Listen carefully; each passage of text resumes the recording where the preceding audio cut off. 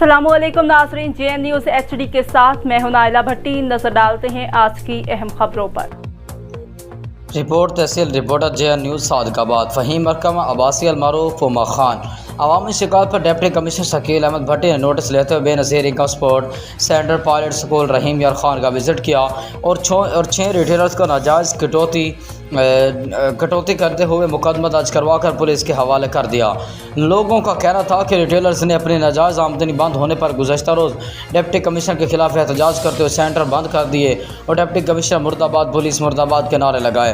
जब से Benazir income support programme की रकम जारी हुई है, पहले दुकानदार कटौती करते थे, अब सरकारी सतह पर बनाए गए सेंटरों पर कटौती शुरू कर दी और नाजायज़ कमाई बंद होने पर गैर कानूनी एहतजाज किया।